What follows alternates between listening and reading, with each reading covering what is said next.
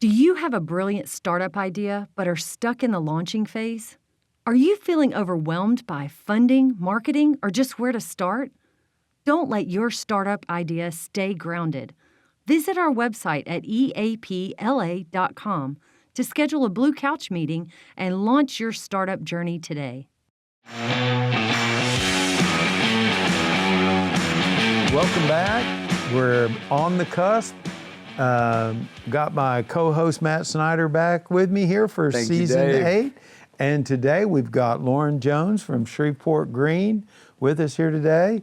And we've never had anybody really, from the nonprofit side come in. So this is a first for us.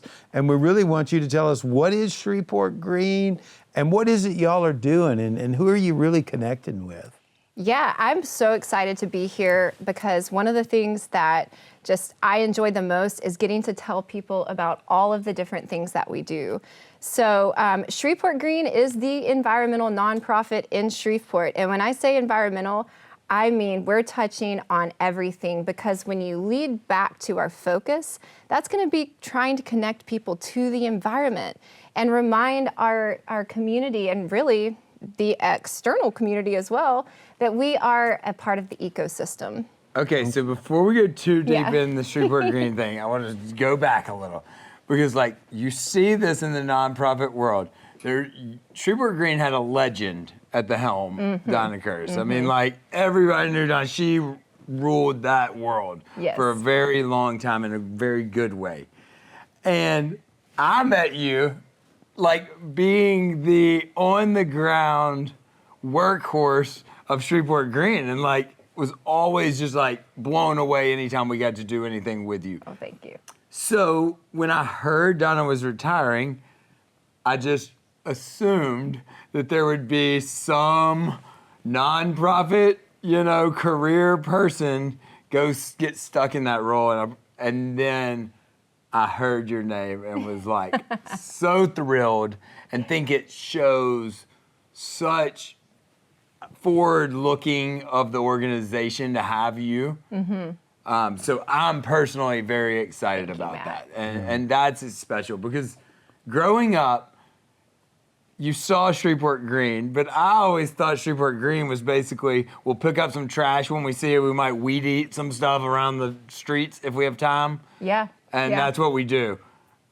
But that's not right. Not at all, no. Okay. And I do understand from an objective point that might be what you see, but there's so much more. And like you said, I started at Shreveport Green as the AmeriCorps assistant manager.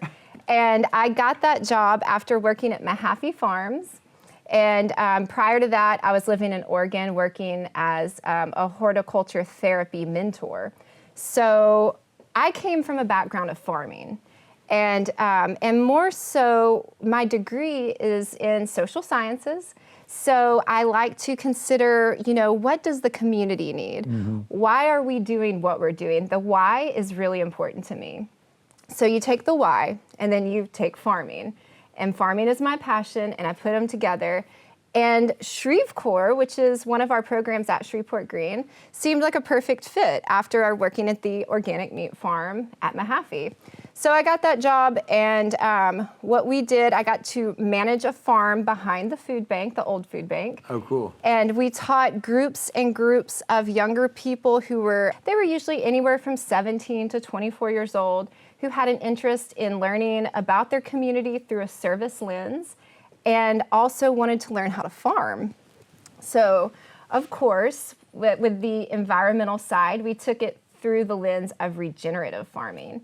And regenerative farming is kind of a new word on the streets these days, because it means that we're taking measures to work symbiotically with our environment rather than against. And I'll get into it later, but one of the things that Shreveport Green is really focusing on is trying to move that needle in the direction of doing things that we always have, like growing food or growing plants, but again, with the earth in mind, and trying to do things that are, symbiotic with it. So that means that we were teaching people how to companion plant, which is a way to, incorporate different flowers that attract certain insects that are beneficial, because not all insects are bad, and doing things like soil regeneration. So when you're trying to work in a large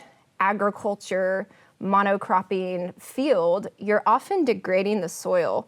And what you see with that is you have to have a lot of inputs. It is toxic to our environment. It's toxic to our bodies. And so we do things that kind of go back to the old ways that are really beneficial. It's a lot easier to do. So when people get to come out to our farms as AmeriCorps members and work in the gardens, they see that they can take these methods and bring them home, and it's not nearly as intimidating as it was prior, when you're thinking, right. I've got to grow 40 rows of corn all the same way. I never thought about it that way, but I've always had a garden. Yeah. Okay. I'm fortunate I live on my wife's family farm up in Plain Dealing.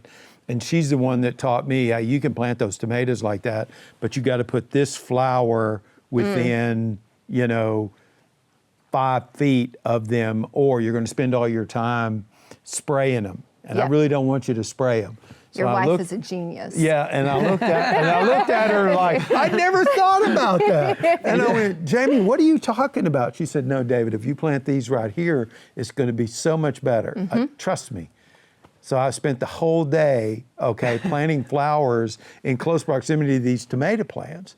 So then I figured, all right, there must be something here. I don't know. So I said, well, Jamie, I was going to put some okra over here. What do you think? And she said, oh, absolutely not. And I said, where did you get this? Where is this knowledge coming from? All right. She totally redrew the entire garden. Oh, I love it. Okay. But then, it's funny, you talked a story about, the big agricultural farmer. I can go 200 feet over, and there's a 180-acre soybean field that she's managing, and the sprayer's running up and down, And I'm like, well, if this is happening here, Jamie, what's happening over there?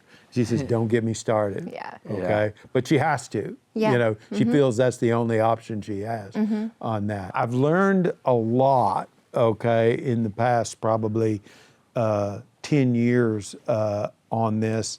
And where do you guys take that locally? Yeah, can you come learn that? Where do you learn that? Yeah, I want to learn where are you this. guys teaching that at? So in 2020, we worked with the city through the Choice Neighborhood Grant, and we were able to set up a just under 3-acre urban farm downtown at 1034 Sprague Street. So right now, since I've moved into executive director, Shanetta Brown has taken the role as the urban farm director. She is so passionate, and just to kind of look at Shreveport Green's employees, that's what you're gonna see. Well, how many employees do you have? Right now we have 5, and that's including myself. Okay. So we have a small staff, but every one of us come from a place of not only passion but joy for what we do, and I think that is really what resonates with the community. Awesome. Yeah. When you go out to the urban farm and work with Shanetta, you'll see directly all of the ways that she's doing things. It's never going to be this systematic, university-taught kind of learning experience. Well, the first time I met you, I think you were carrying a bucket and like some rubber boots, and you were full farming. Yep. I'm really concerned that my wife, look like. I got to be worried now because my wife's going to watch this episode, and I see myself attending this very soon, because that's the way she is. She watches these and she goes, oh, well, we're going to go do that. Okay. Oh, awesome. yeah. Oh, I love that. And she's even influenced my 2 older sons, because we learned it from my dad, right? He had a huge 1-acre garden, that every year. So we all learned it from him. We went and did it, And now, our go-to is, well, how did Papa do it? And that's the way we did it, That is not the way we do it now. okay? So OJ, I can come. So you like, there's classes at this urban farm, or how does that work? Or you can get tours, or we have volunteer days, and if you're ever wanting to look at our volunteer calendar, just log on to shreveportgreen.org, and it's right there at the top. And we keep it updated, so we have open volunteer hours. But that doesn't mean that if those volunteer hours don't work for you, there's just no opportunity to come. So just give us a call, and we'll work it in. Shanette is there every day outside of the weekends, and then sometimes on the weekends. If you have a real desire to come see what we're doing, just give us a call, because we'll make it happen. And then beyond that, it is public property. So while we close the garden when we're not there, that's just the garden area. So if you go down to the orchard, it's completely open at all times, and you can go and see our pears and our plums and our apples, which is an odd thing to grow in Shreveport. Yeah, that's an odd thing. Very experimental. But what I do want to say to that is what we're doing is we are working within this weird climate that we're in.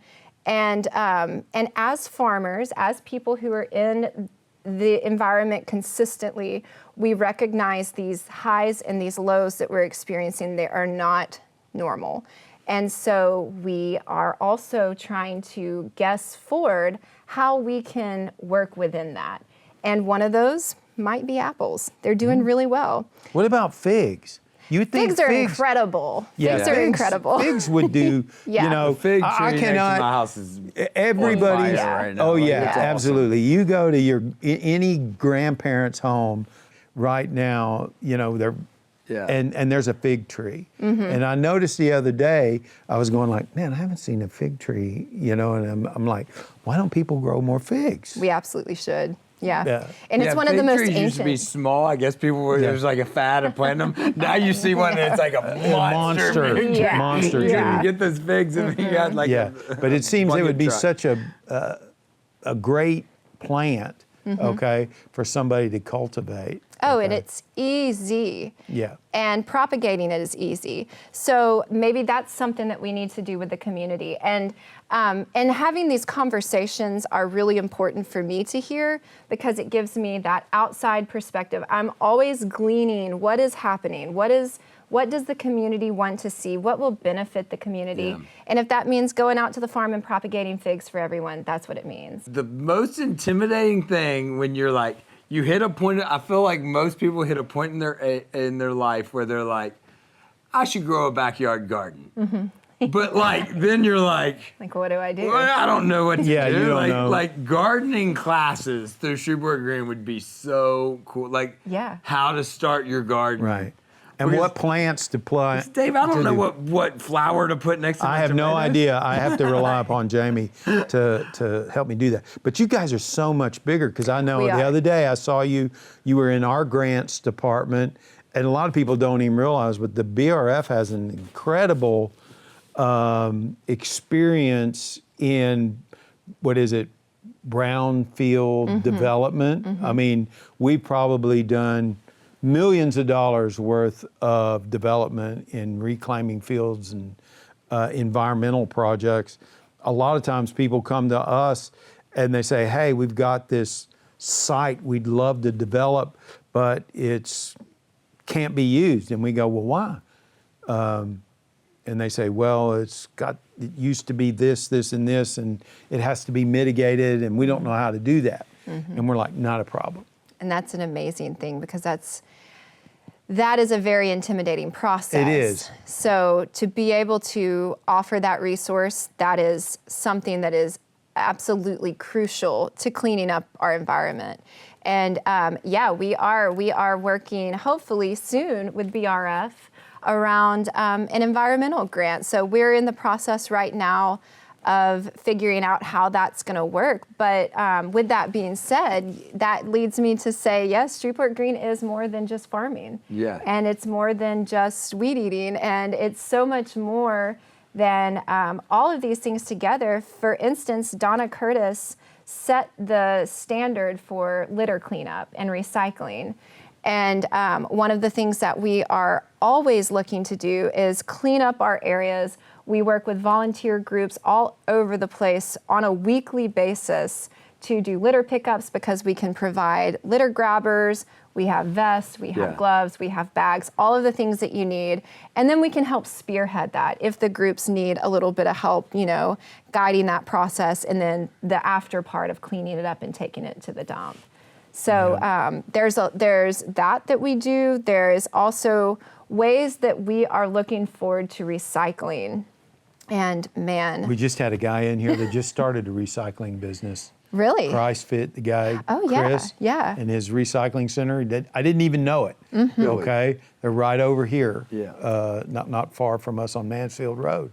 Okay, that's exciting because we don't do enough of that in our community.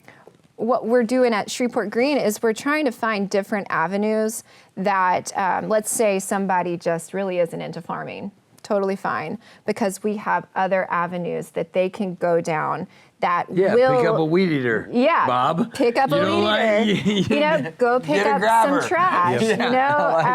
We do it occasionally right around the BRF right here. We have to do it. Yeah. We have to go and pick it up. And that's the Clean Business Program. We got to get you guys on that. We need to get there. I literally was walking into a meeting. I have to tell the story because it's so relevant. This last week, I was walking into a meeting, and right in front of their place, there was a watermelon that had fallen out of somebody's car. And so I was like, I can't leave that watermelon just in the street. So I go get the watermelon. I'm trying to find a dumpster, and all the people from my meeting are pull up, and I'm walking around with this rotten watermelon. So you got to pick it up. Oh yeah. How many people drove by that watermelon? You got to get the watermelon. Absolutely. I mean, it is so, from the big stuff all the way down to the little stuff. So one of the things that people always come to me and say, oh, I have a bunch of kids, young children. What can they do to help with this litter cleanup? And I'm like, great. There are different avenues for them to pick up with the litter grabbers, cigarette butts. While that is definitely not a heavy chore, it's a very important chore. So with children, for instance, you can say, hey, this is like a scavenger hunt. Go see who can pick up the most aluminum cans, or see who can go find the most cigarette butts and fill their bags with it. And that way you're giving them a duty that is totally feasible while you take the heavy stuff on. And then together y'all are working with the background of why you're doing it to clean up the environment. And if you do aluminum cans, you can recycle them, and then you can cash them in for money. And then that is also a little bit of an incentive for the child to kind of recognize, oh, if I do this, I could, make a little cash on the side. Yeah. So there's these different ways we can, work with all the avenues and the outcome of all of that is that we are helping the environment because we are part of the ecosystem. And if we don't help the environment, we're not helping ourselves. That is key. I've learned a lot. I've always known about you guys, but thanks for coming on. This has been really good. Yeah, it's awesome. I can't wait to see what you do with Shreveport Green. Yeah. Thank you. I'm really excited to be here. Thanks, y'all. Thank you.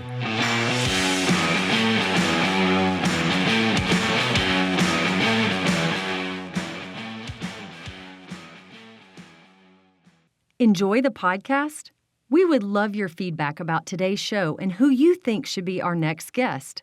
Send us an email at info@eapla.com. Also, be sure to share the show and leave a comment on our social media post.